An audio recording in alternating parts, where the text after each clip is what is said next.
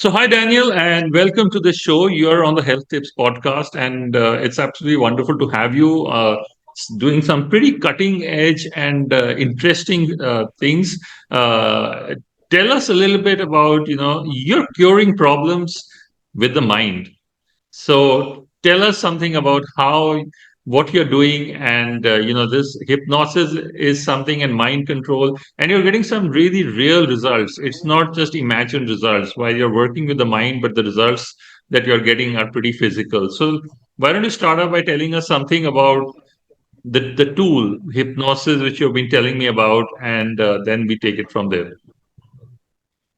Perfect. Thank you.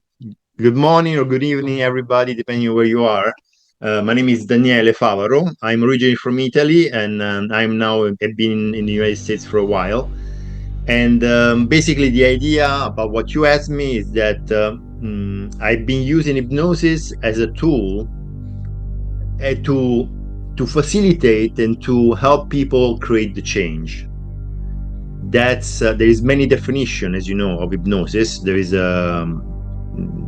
quite some different definitions, but to make it the one that I prefer is that hypnosis is just a special state of consciousness, and it's a state in which we can facilitate the change.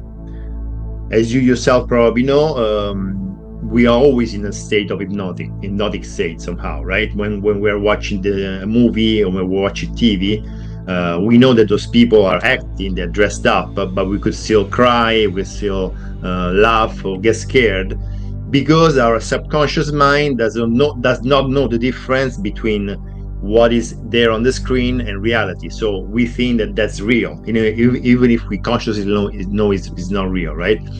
So we basically, the idea is to take advantage of this feature of a subconscious mind, this characteristic that whatever we see on the screen and whatever we imagine with our powerful imagination, we can manifest it in our own reality. The idea again is that we are the creators of our own life, pretty much.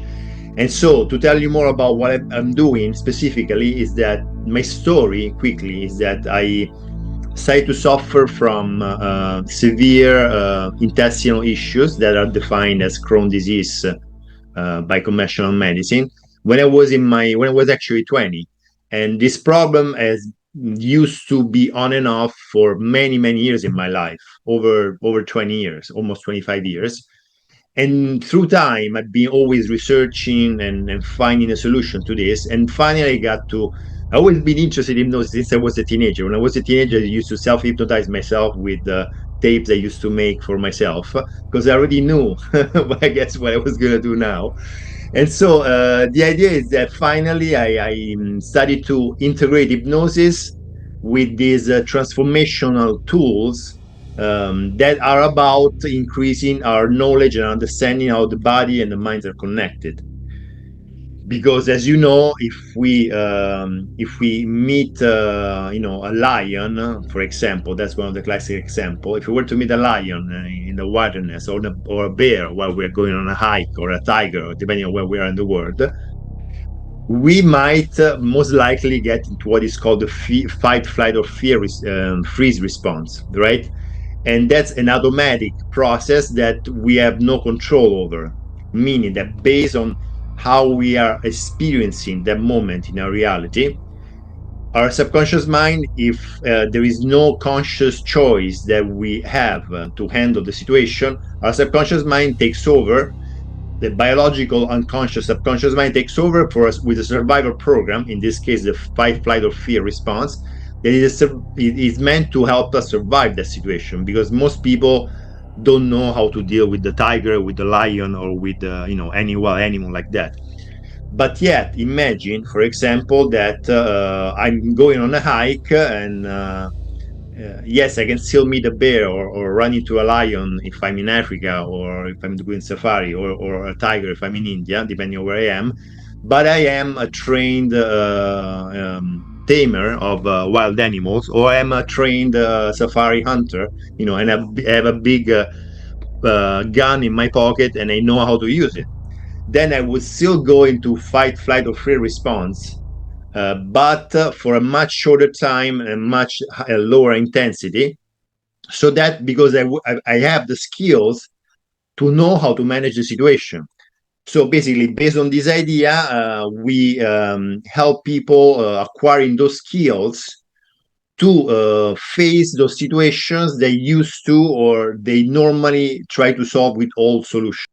So typically, hypnosis has seen some pretty amazing results. And for the people who don't know, I think what I read was, and what I understand is that there were people even have done operations under hypnosis, and you like it's they have it's so powerful that they can have the same impact that or as anesthesia. So Yes, yes. that's something pretty amazing. What is hypnosis exactly? Because a lot of people are either they don't understand it or they are almost afraid of it. Okay, yeah. The not understanding it or being afraid of it is because of this unfortunate information that comes from Hollywood, pretty much, without pointing too many fingers, in which they show movies in which there is somebody that is like, controlling somebody else. That's not how it is, meaning that we get into a state of suggestionability only if we allow that to happen. Okay, if we agree for that to happen, and so we can be suggestionable or hypnotized only if again we allow that to happen. So if I'm in a therapeutics relationship with my client, of course I have the best interest of my clients to meet their needs and help them achieve their goals. So the therapeutic aspect is to give them the positive suggestion so that they can achieve much more quickly, easily what they want to achieve, their goal of whatever the goal is. There can be a wellness goal, there can be a performance goal. So there can be the remedial work to fix something, or the performance goal to increase the ability and achieve a goal. So regarding hypnosis, pretty much the idea is that, like you were mentioning, these amazing things that are we know, just doing a little bit of research. What is called is the Esdale state. Esdale was a Scottish hypnotist from. I'm not so good like other people that we know with dates and everything, but basically, I think it was in the 19th century that this very good Scottish hypnotist was in India for a while, actually. And being India, at least for sure at that time, a place in which the mysticism or people were more open to new things, new ideas, and maybe even because he was Scottish, so somebody not from the same country, right?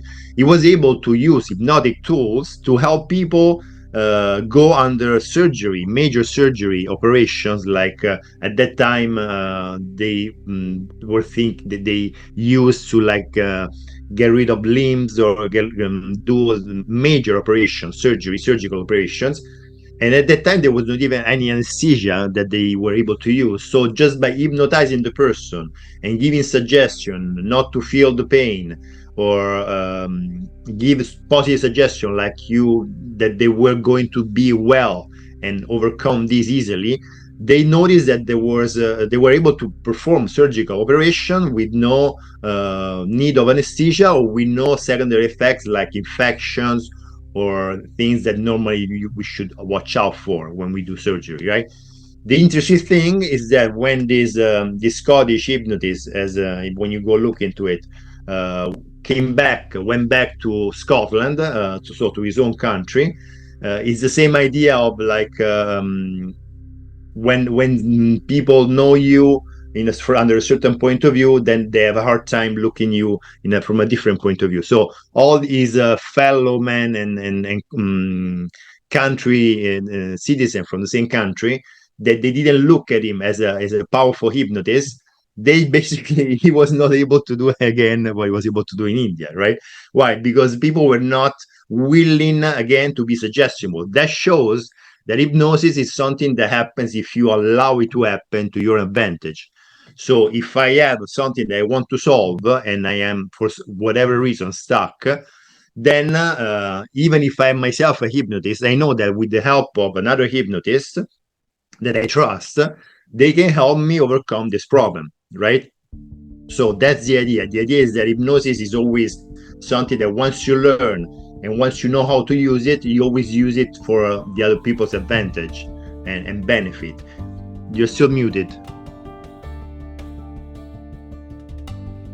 So tell us a little bit about, you have had some spectacular results with hypnosis and with the gut.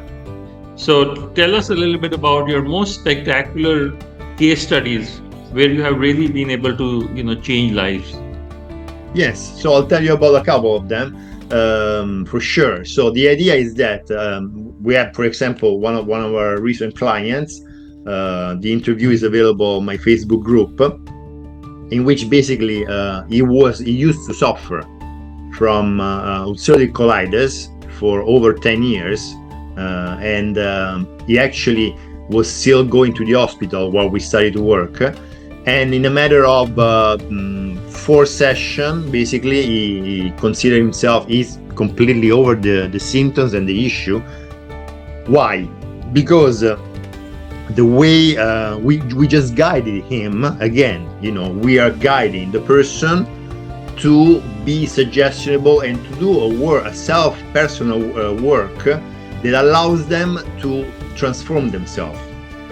And what I mean by that, we use not only hypnosis, but we also use this very empowering new paradigm that explains how our body is always doing something meaningful and intelligent. So even when we think that we are sick or diseased, that's because the body is undergoing a special biological program, as we call it. And this special biological program is just the same as I was mentioning before. It's the fight, flight, or freeze response. If you meet a lion or a tiger, your adrenaline goes to the highest level. You're going to beat the world record for the 100 meters in the Olympic Games. Why? Because you need to run for your survival.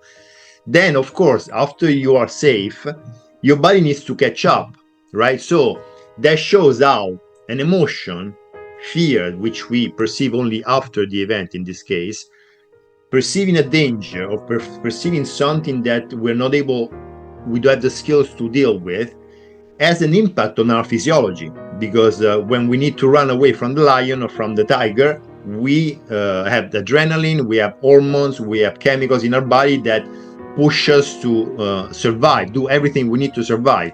The same type of process happen also not only for fear, for the fight, flight, or freeze response, but also for other type of biological, emotional activation, we can call them, that are triggered when we basically are not able, again, to deal with a certain situation, okay? Just like the lion, right? Imagine that as a kid, for example, somebody experienced, their parents fighting violently, either physically or verbally with each other. That, for a kid, will create a trauma, right? This trauma in adulthood, if it's not processed consciously and resolved, could still be stuck in our unconscious mind.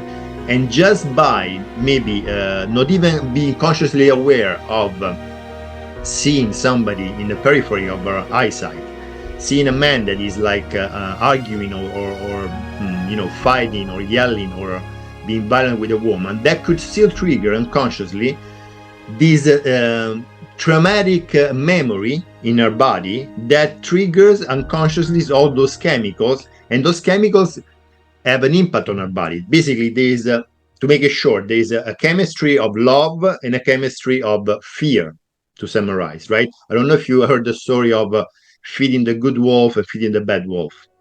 Tell me about it.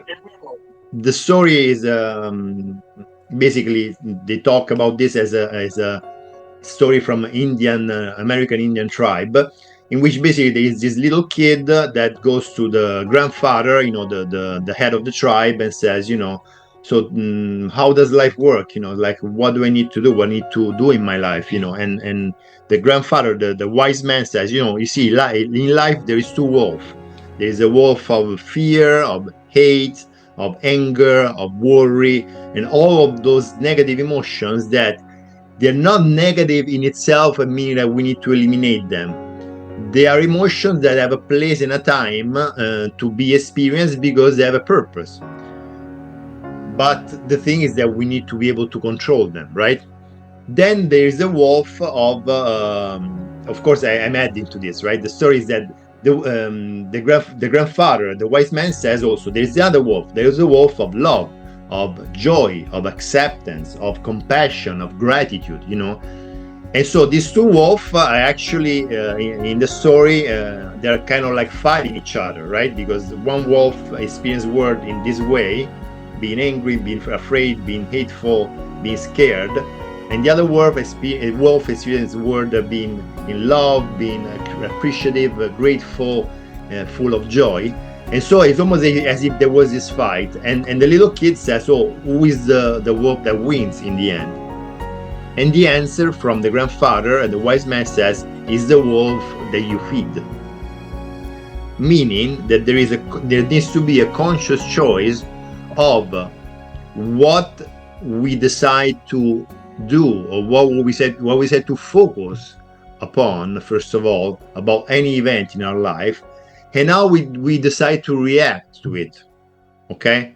So this is a little bit of a tricky situation, because of course, again, if I meet the lion and I don't know how to deal with the lion, I freak out. That's normal.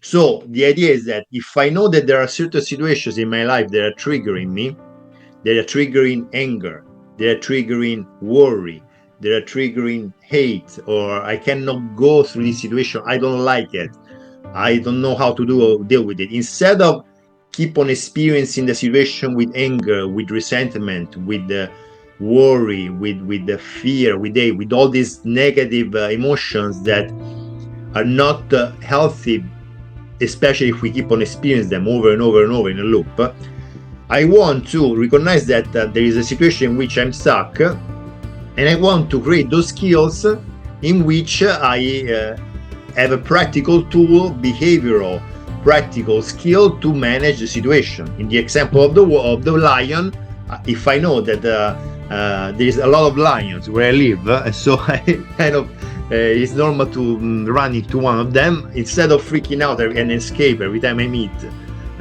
one. Maybe I want to learn how to tame a lion, how to hypnotize a lion, okay?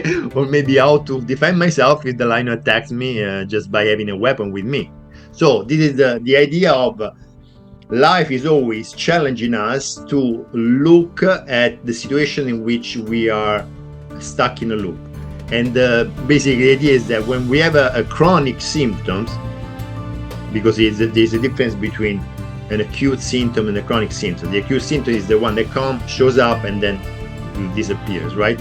When we have a chronic symptoms, meaning the symptom that keeps on happening every day, almost if not every day, every week or every few days, that shows that there is basically an emotional component, conscious or unconscious, or both, that we are stuck. So there is one or more situation in our life that we consciously or unconsciously have associated to an experience that we couldn't process, and we're still stuck in that situation. So with hypnosis, what we do with hypnosis and with hypnotic homework and tools, we get the person, self-hypnosis too, and other strategic hypnotic tools, we get the person to learn, practice, and experience new ways of is living and experiences those life situations in which they used to be stuck before.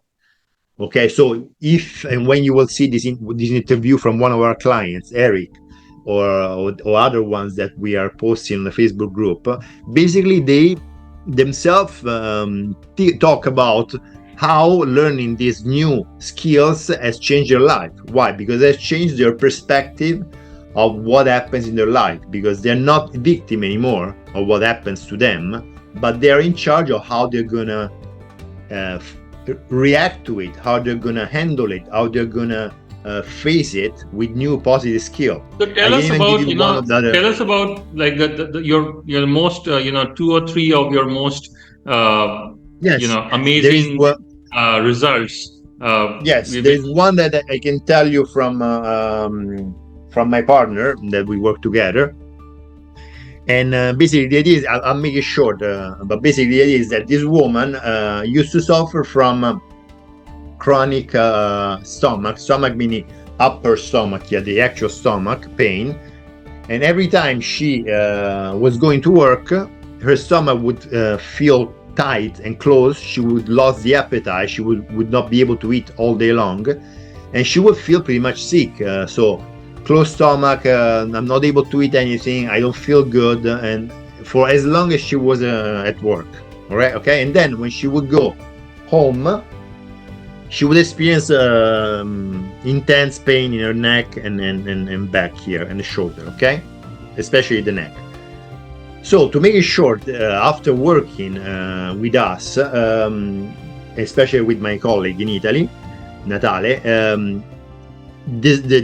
we were able to realize that the stuck state was that her office boss was asking her to redo the daily task every time. At the end of the day, she would do her task, and at the end of the day, the office boss would say, "Oh, since I care about you so much, I know you can do so much better.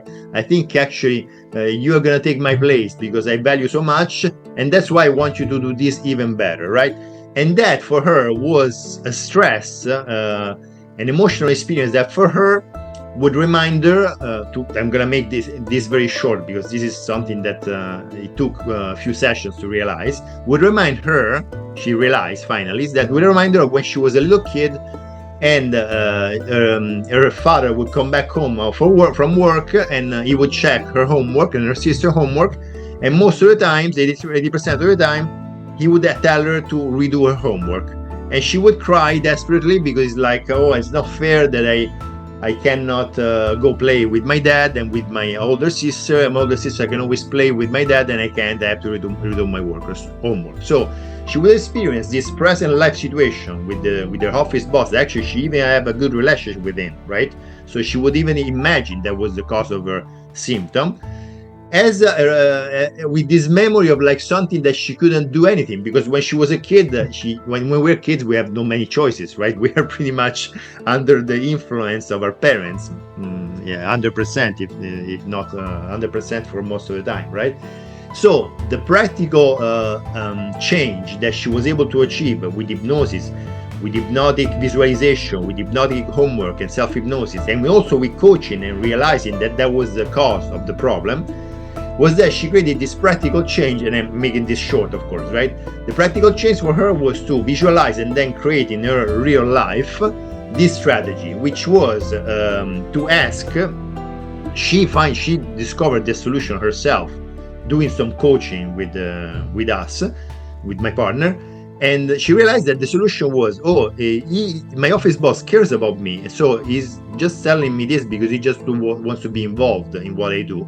So at every major milestone during the day, in while I do my daily task, I'm gonna go and ask him, how do you like me to proceed? Do you want me to do this? Actually, it was a computer work, right? Do you want me to do this in square or in circles? Do you want me to do this in black or in gray? So every time, at every major milestone during the day, she would ask him for making the decision, so that at the end of the day, by doing this all day long, at the end of the day, he was so involved in the process that he could not say, I want you to redo this again. So she found a practical solution, and she learned a new skill, and at the end of the day, she achieved what she wanted. So that the result was that at the end of the day, she liked her job, she liked what she did, and she was not forced anymore to stay and work overtime to complete and redo the task, because her office boss was involved in the process and he was not able to ask her that anymore, right? And so in this way, she did what? She was able to go home, to take care of herself, to do her extra hobbies and activities she loved to do, and her symptom disappeared. Why? Because the symptom, in this case, the tightness in the stomach, according to this biological paradigm that matches the specific symptom with the emotional component, and actually there's even a specific part of the brain that controls the organ and the emotional component. That symptom was really to feeling a sense of, this is not fair, this is not just. And that's how she was experiencing the situation with her office boss, exactly how she used to experience in her childhood the situation with her with her father. Like my father used to ask me to redo my homework, and this is not fair, this is not just, and she used to cry. So she created a practical change in her life, and after only a few sessions, by implementing this change that was facilitated in being creative with hypnosis, hypnotic tools, self-hypnosis, and hypnotic strategical homework, she totally overcame the symptoms, even if she had the symptoms for 3 years. Other clients, this is one of the examples. Other clients that we work recently with, without going too much into details, basically he also had suffered like Eric in the interview, and I'll let you listen to Eric so that you will learn even more about him in my Facebook group if you want. This other client actually was a client from India, and this is what happened. He used to suffer from Crohn's disease for over 10 years also, and he was under heavy medication. If he wasn't taking the medication, he was going to the restaurant 10, 15, even 20 times a day. So basically he was stuck home, because what happens in this case is that the person gets afraid to leave the house, because they're like, I don't know, oh my god, I don't know if I leave the house I need to go to the restroom, I don't know where's the restroom, I don't know how to handle this, I don't want to have an accident. So it's a pretty intense situation, right? And without going too much into details, we guided him doing these exercises with his family and with his loved ones, so that he was able to communicate with them in a different way, because that was one of the aspects he was supposed to work on, that we figured out through coaching.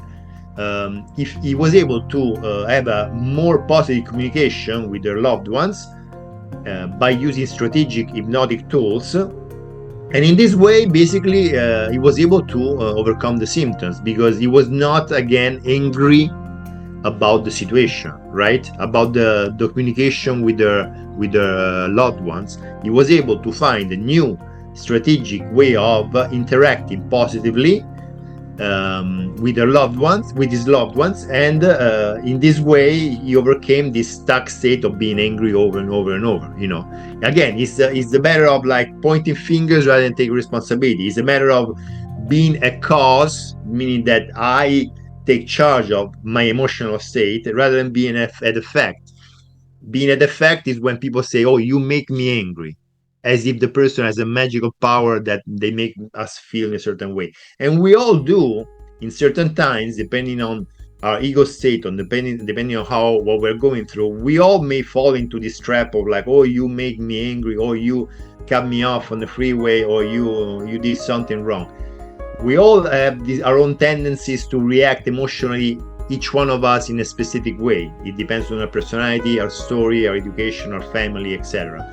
But the point is to recognize that and find ways in which, as soon as we recognize that, we then switch to just smiling, just laughing, and just realizing that the best way is to just reprogram ourselves, so that when we reprogram ourselves, we are in control of what happens in our life. And the hypnotic tool, the hypnosis, is very empowering and powerful, because it allows us to go deep, to go in get in touch with what the real causes are. And again, it's important to know what the causes are, meaning in the case of one of the examples I mentioned, the person realized that the real cause started and was her relationship with her father when she was a kid. But then even more important is to have the tools to create a practical change. Because if I don't create a practical change and I know the cause, it's even worse, because I know what the problem is, but I don't know how to solve it. So one of the stories that actually I posted about recently in one of my groups is that there is a very big difference between knowing that I have a flat tire in my car. So the reason why I cannot drive my car anymore is because of a flat tire. So I know the cause of the problem, the flat tire, and knowing how to fix it. So knowing that I have the flat tire doesn't necessarily mean that I know how to fix it, right? So it's very important. I want to underline this, because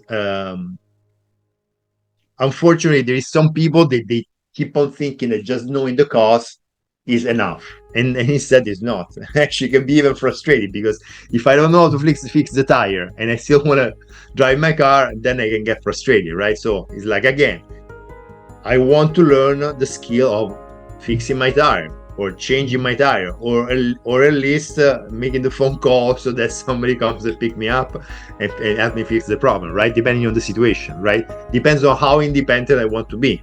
Do I want to be really independent so I can fix it on my own, or I want to rely on somebody else? Of course, the first option would be preferable, because the more skills I have, the more I can trust myself, I'm empowered, and I know how to face the situations in my life. Either the flat tire, or somebody who is yelling at me, or somebody that does something that I don't think is fair. So that's the general idea. I don't know if I was able to explain in just a few minutes what we are doing. It's very fascinating, because basically the idea is that our model